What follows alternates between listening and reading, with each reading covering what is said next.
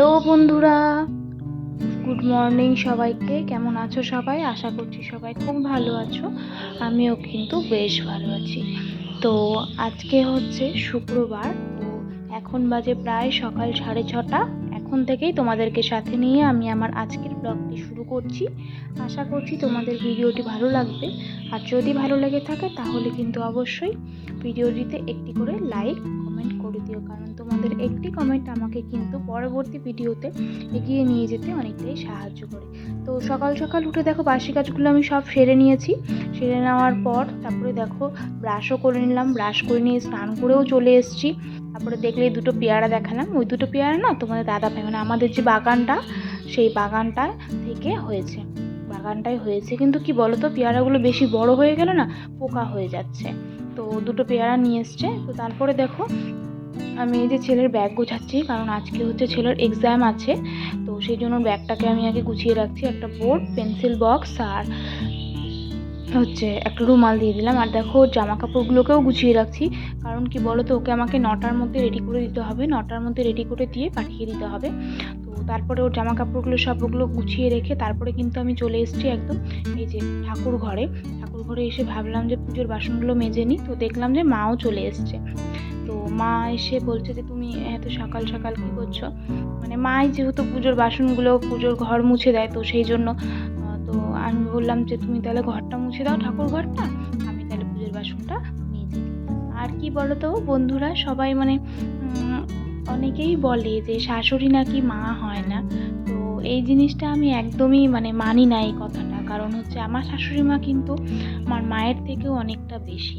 আমার শাশুড়ি মায়ের সঙ্গে আমার সম্পর্কটা না ভীষণই বন্ধুত্বপূর্ণ।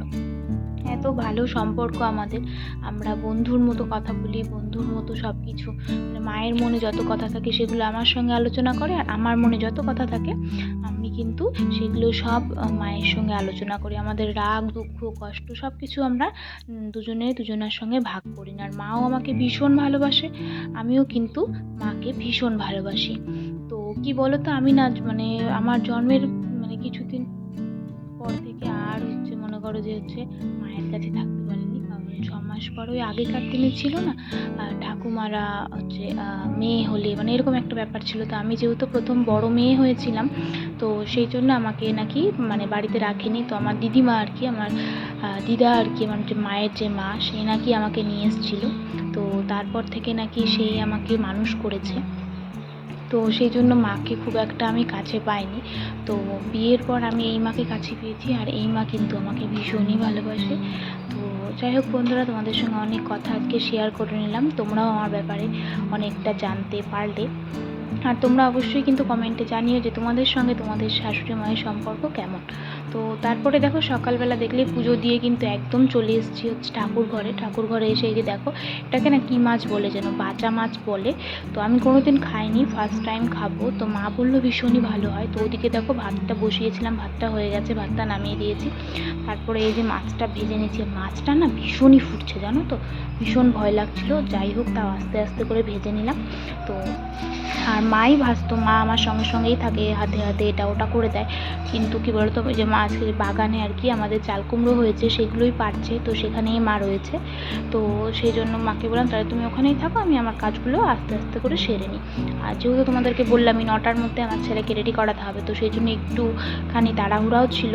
তো আর কি বলো তো, তোমাদের এই যে ভিডিও করার যে ব্যাপারটা, এটা আমার এত কি বলবো, এত বেশি ভালোবাসি আমি। দেখো যতই তাড়াহুড়া থাক না কেন, তোমাদের সঙ্গে কিন্তু আমার ভিডিওগুলি শেয়ার করতে কিন্তু একদমই ভুলি না।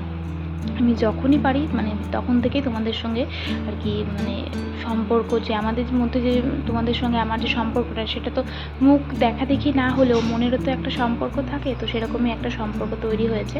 তো যাই হোক, দেখলেই তারপরে মাছ ভাজার পরে আর ভিডিও করিনি, কারণ তখন ছেলেকে খাইয়ে দাইয়ে স্নান করিয়ে রেডি করিয়ে একদম দেখলেই ছেলে কিন্তু চলে গেল, ওকে পাঠিয়ে দিয়েছি। তারপরে এই যে অনেকক্ষণ পর এখানে আমি সকালে খাওয়া দাওয়া করে নিয়েছি, করে নেওয়ার পর এই যে দেখো মাছের ঝোলটা কিন্তু বসিয়ে দিচ্ছি। আর এটা হচ্ছে মা বললো সবজি দিয়েই ঝোল করো, সবজি দিয়ে ঝোল করলে নাকি বেশি ভালো লাগে। তো যাই হোক, সবজি দিয়ে ঝোল করছি। আর এদিকে দেখো ভাতটাও কিন্তু বসিয়ে দেবো দুপুরে রান্নার জন্য। তো চালটাকে আমি এখন ভালো করে ধুয়ে নেব, ধুয়ে নিয়ে তারপরে কিন্তু ভাতটা বসিয়ে দেবো। আর কি বলো তো, আর আমরা যে মেয়েরা আছি না, বিয়ের পরে ধরো যদি হচ্ছে মানে আমরা তো শ্বশুরবাড়িতে আসি, শ্বশুরবাড়িতে এসে যদি আমরা যদি একটা মানে কি বলবো স্বামী বা শাশুড়ি মা এদের সঙ্গেই তো আমাদের সারাটা জীবন কিন্তু এই শ্বশুরবাড়িতেই কাটিয়ে দিতে হয়। তো সেখানে যদি একটা মেয়ের সঙ্গে তার শাশুড়ির যদি মিল না থাকে, তাহলে কিন্তু মেয়েটা ঠিকমতো বাঁচতে পারে না। তো অনেকের ক্ষেত্রেই হয় যে উভয় পক্ষেরই দোষ থাকে, বা অনেকের ক্ষেত্রেই হয়। তো যার ক্ষেত্রে যেমন সে তেমনভাবে চলে, তো আমার ক্ষেত্রে তো তেমনটা না। তো সেই জন্য আমি ভীষণ আনন্দে সারাটা দিন ভীষণ আনন্দে কাটাই। কোনো রকম কোনো দুঃখ কষ্ট খুব একটা আমার মনের মধ্যে থাকে না। কারণ কি বলো তো, যখনই আমি কষ্টে থাকি বা ধরো কষ্টে থাকলে তো মানুষ একটু চুপ করে থাকে, তো আমি যখনই চুপ করে থাকি তখনই কিন্তু মা কিন্তু একদম বুঝে ফেলে, একদম নিজের মায়ের মতো এসে বলে যে তোমার কিছু একটা হয়েছে না, যে তুমি মুখ গোমড়া করে রয়েছো। তো এরকমই এইসব দিয়ে মানে মাকে আমার খুব ভালো লাগে যে মা আমার ছোটো ছোটো বিষয়গুলোতে খুব খেয়াল রাখে, আমি কি খাচ্ছি, কি খেলাম, কখন খেলাম, এইসব বিষয় নিয়ে কিন্তু মা খুব পজিটিভ আর কি আমার উপরে। তো যাই হোক, তারপরে দেখো অনেকক্ষণ তোমাদের সঙ্গে আমি আরও কিছু গল্প শেয়ার করতে করতে কিন্তু আমার দেখো অনেকটাই রান্না এগিয়ে গেছে। তো দেখলে মাছের ঝোল নামিয়ে নিয়ে তারপরে যে আলু করলা চচ্চড়িটা বড়ি দিয়ে, এটা কিন্তু আমি শ্বশুরবাড়িতে এসে প্রথম খেয়েছি, আমার কিন্তু ভীষণ ভালো লাগে। আর পাশে দেখলেই দুটো যা দাঁড়িয়েছিল, মানে ওই বাড়ির যা আর কি, আমার জ্যাঠাতো যা। তো তাদের সঙ্গেই হচ্ছে গল্প করছিলাম রান্না করতে করতে একটুখানি। তো তারপরে এই যে শাকটাকে সম্বারটা দিয়ে শাকটাকে ভেজে নিলাম, ব্যাস রান্না কিন্তু আমার এখানেই কমপ্লিট। তারপরে কিন্তু আর রান্না নেই। এই যে এখন দেখো রান্নাঘরটাকে ভালো করে পরিষ্কার করে নিচ্ছি, কারণ তোমরা জানো রান্না করার পর যদি রান্নাঘরটাকে পরিষ্কার করা না হয় তাহলে কিন্তু একদমই ভালো লাগে না। আর আমার মনে করো যতই কাজ থাকুক না কেন, রান্নাঘরটাকে পরিষ্কার করে তবেই কিন্তু আমি অন্য কাজে যাই। তো দেখো রান্নাঘরটাকে এবার আমার পরিষ্কার করা হয়ে গেল, ব্যাস আমার কিন্তু রান্নার কাজ শেষ। আর জানো তো কী হয়েছে, কালকে আমি মাছ ভাজছি দেখি বিড়ালটা এই জানলাটার উপরে উঠে বসে আছে জানো। তারপর থেকে না খুব সচেতন হয়ে গেছি, মানে আগে জানলাগুলো খুব একটা লাগাতাম না, কারণ কি বলতো আমাদের নিচের যে রান্নাঘরটা রয়েছে না খুব ছোটো, বুঝলে তো। তো সেই জন্য কেমন একটা মানে ভ্যাপসা আর কি হয়ে যায় আর কি, রান্নাবাড়ি করি তো তারপরে বন্ধ থাকলে তো জানলাটা না বন্ধ করতাম না। কালকে ওই বিড়াল দেখে আমার এত ভয় লেগেছে, একদম উপরে উঠে পড়েছে, বলো তো কী মানে একটা ব্যাপার। তো তারপর থেকে এই জানলাগুলো আমি কিন্তু যখন থাকছি না তখনই বন্ধ করে রাখছি, কারণ কখন ঢুকে কিছুতে মুখ দিয়ে দেবে। তো দেখো রান্নাবাড়ি শেষ করে তারপরে দেখলেই চলে আসলাম, আর এসে কিন্তু একদম চলে এসেছি ছাদে। আকাশটা প্রচণ্ড মেঘলা, সকালেই জামা কাপড়গুলো কেচেছিলাম জানো তো, কিন্তু না মেলে দিতে পারিনি, বৃষ্টি হচ্ছিলো। তো দেখলাম যে বৃষ্টি নেই, আর কতক্ষণই বা জামা কাপড়গুলোকে মানে রেখে দেবো বলো তো। তো সেই জন্য দেখলে ছাদে এসে জামা কাপড়গুলো মেলে দিলাম। আর এই যে আমার এই সুন্দর সুন্দর মিষ্টি মিষ্টি ফুলগুলো ফুটেছে, আর দেখলে তো একটা কিন্তু ক্যাপসিকামও হয়েছে। কিন্তু ক্যাপসিকামগুলো কি বলো তো, দোকানের মতো না বেশি বড় হয় না, এর থেকে আর একটু বড় হবে ব্যাস, তাহলেই হয়ে যাবে, বেশি বড় হতে চায় না। আর ফুলগুলো দেখো তো কি সুন্দর সুন্দর ফুল ফুটেছে। আর বর্ষাকালে না মানে জানোই যে কোনো জিনিসের গ্রোথ খুব ভালো হয়। তো মনটা এত ভালো হয়ে গেল আমার না, ছাদে এসে যে কত ফুল ফুটেছে। আর কি বলো তো, সকাল থেকে না ছাদে যাওয়ার সময় পাই না, কারণ সকাল থেকে উঠেই আমার খুব ব্যস্ততার মধ্যে যায়। তো দুপুরের দিকটা একটুখানি যখন কাপড় মেলতে বা কাপড় উঠাতে যাই না, তখনই যাই। তো ছাদে জামা কাপড় মেলে দিয়ে এসে আজকে যে এই ঘরের বিছানাটা উঠিয়ে নিচ্ছি, মানে এমনিতে তো এই ঘরে শোয়া হয় না, তোমরা জানোই আমার ছেলে শুধুমাত্র পড়াশোনা করে আর আমরা টুকটাক মতো বসি। তো দেখলি সকালে পড়িয়ে গেছে, যা বই খাতাগুলো ওইভাবেই ছড়িয়ে ছিটিয়ে ছিল, সেগুলোকে গুছিয়ে রেখে যে বিছানাটাকে কিন্তু গুছিয়ে নিচ্ছি। আর ওই ঘরটা আমি সকালেই আজকে গুছিয়ে রেখেছি, তো সেই জন্য আজকে আর ওই ঘরটায় যাব না, আজকে আমি এই ঘরটা একটু ডাস্টিং করব, কারণ এই ঘরের শোকেসটা না অনেক দিন হলো ডাস্টিং করা হয় না জানো তো। তো সেই জন্য ভেবেছি যে আজকে আমি এই ঘরের শোকেসটাকে ডাস্টিং করব। তো দেখলেই খাটের চাদরটা সুন্দর মতো পেতে দিলাম, পেতে দিয়ে এই যে কিন্তু এখন চলে এসেছি একদম শোকেসটাকে পরিষ্কার করতে। আর যেহেতু অনেক দিন হলেই পরিষ্কার করি না, সেই জন্য কিন্তু অনেকটাই ধুলো জমেছিল। তো সেই জন্য কিন্তু আমি এই যে দেখলে কলিন দিয়ে কিন্তু সুন্দর করে মুছে নিচ্ছি। আর না শোকেসটা আমার বিয়ের বছরের, তো উপরের দিকটা ঠিকই আছে, এই যে গ্রিন যে মানে কালারটা রয়েছে না, এই কালারটাই না একটু কেমন যেন হয়ে গেছে, একটু চটে গেছে, কিন্তু এই খয়েরি কালারটা ভীষণ ভালো রয়েছে। তো তোমাদের দাদাভাই বললো যে যদি এটাকে চেঞ্জ করতে চাও তাহলে কিন্তু চেঞ্জ করা যেতে পারে। তো ভাবছি যে মানে দেখো শোকেসটা কিন্তু কিছুই হয়নি, তোমাদের দাদাভাইকে বললাম যে রঙটা তো একটু চটেছে, তো দেখি আর কিছুদিন চালিয়ে নিই, তারপরে না হয় চেঞ্জ করে দেবো শোকেসটা। তো দেখো আমি শোকেসটাকে এখন এই যে ভালোভাবে মুছে নিচ্ছি। আগে না আমার না ড্রেসিং টেবিলটা ছিল না, তো সেই জন্য শোকেসটা আমার ভীষণই প্রয়োজন হতো, কারণ শোকেসটার মধ্যেই আমার যত মনে করো মেকআপ কিট বা ধরো এই যা যা লাগে আমাদের মেয়েদের স্কিন কেয়ার বলো, সেগুলো সব আমি তার মধ্যেই রাখতাম। তো ড্রেসিং টেবিলটা আসার পরে শোকেসের মধ্যে শুধুমাত্র জামা কাপড়ই রেখে দিই। তো দেখো তারপরে সব কাজ হয়ে গেছে, দেখছি একটা পার্সেলটা এসছে দুদিন আগেই, তো আমি না খোলার ঠিক সময় পাইনি এই দুদিন।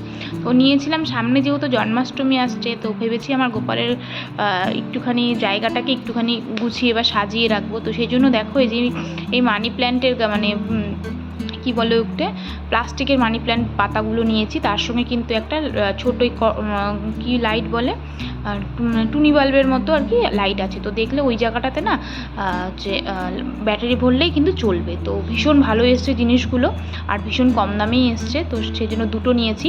তো দেখো তারপরে দুপুরে খাওয়া দাওয়ার পরে আনারস মা একটু কেটে দিয়েছিল, ওটাই খেলাম। আর একদম কিন্তু এই যে দেখো বিকালে লম্বা ঘুম দিয়েছিলাম, তারপরে কিন্তু একদম সন্ধ্যাবেলা এই যে খিচুড়ি আর টিফিন খেয়ে নিচ্ছি আমরা, দেখো। তো হ্যালো বন্ধুরা, এখন বাজে প্রায় রাত 11টার মতো। তো সন্ধ্যার মানে বিকালের পর থেকে আমি আর সেরকমভাবে শ্যুট করতে পারিনি, কারণ আমার না পায়ে প্রচণ্ড ব্যথা, মানে ভীষণই ব্যথা করছে। তো সেই জন্য তো এখন বাজে প্রায় রাত 11টা, তোমাদেরকে বললামই। তো এখন একটুখানি দোকানে গিয়েছিলাম আমার দাদাভাইয়ের সঙ্গে, তো দাদাভাই বললো একটুখানি হাঁটাহাঁটি করো, হয়তো বা ব্যথাটা কমেও যেতে পারে। তো যাই হোক একটুখানি হাঁটাহাঁটি করলাম। তো দোকানে গিয়েছিলাম, কালকে ভেবেছি যেহেতু কালকে শনিবার, তো নিরামিষের দিন জানোই তোমরা, তো সেই জন্য ভেবেছি একটুখানি ধোকার ডালনা করবো। তো সেই জন্য ডালটাকে ভিজিয়ে রেখে আসলাম। এখন না আর পারছি না, মানে শরীর আর কিছুতেই চলছে না, এত ব্যথা করছে।